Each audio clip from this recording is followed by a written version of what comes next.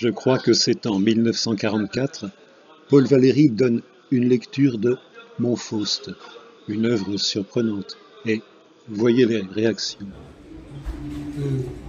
Quand Valéry a donné chez Jean Voilier, rue de l'Assomption, une très belle maison particulière, avec le saule dans le jardin, il a donné une lecture de son Faust. Et si j'ai bonne mémoire, il y avait des hommes de théâtre éminents. Est-ce que je me trompe? Parce que c'était Louis Jouvet. Ah, peut-être que je me trompe, le nom me reviendra, je corrigerai. Deuxième lecture de la vidéo, je corrigerai. Que lui ont dit ces gens de théâtre? Ils lui ont dit: ah non, dans l'État, on ne peut pas jouer ça. On ne peut pas jouer ça comme ça. Est-ce qu'ils savent, ces gens de théâtre, ce qu'on peut et ce qu'on ne peut pas jouer?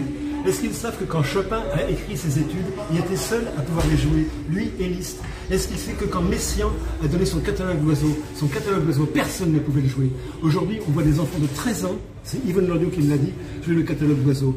Est-ce que vous savez que quand on fait des œuvres d'art véritables, on fait progresser le jeu du pianiste ou le corps du danseur ou l'art de l'homme de théâtre?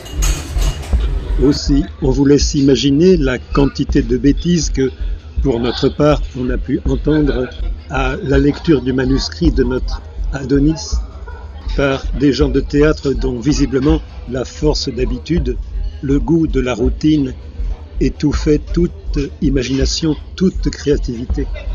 Des réactions de surprise, mais parfois aussi d'indignation et même de colère.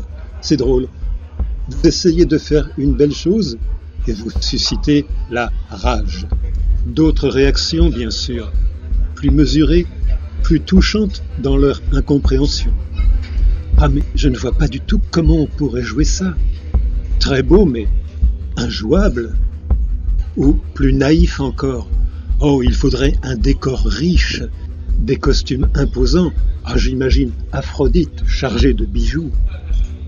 Mais moi, je suis pas trop fan de Gustave Moreau, hein. Bref.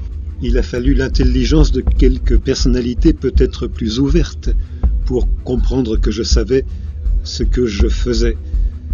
Antoine Vitesse, bien sûr, administrateur de la Comédie Française, François Chaumette, sociétaire de la même maison, Suzanne Sorano, veuve du grand Daniel, chanteuse lyrique, qui m'a assisté dans les premiers temps du travail de déclamation avec les acteurs.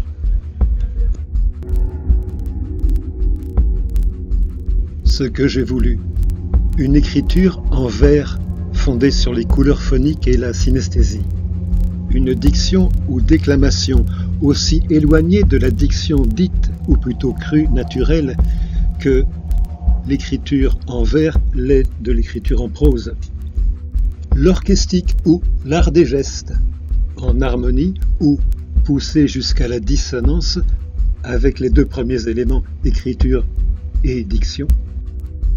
Et surtout, ici durement inspiré par tant d'années de guerre au Liban, une image radicale, essentielle si possible, de ce que nous sommes, avec l'étonnement de ce que nous sommes, l'étonnement de ce que nous soyons.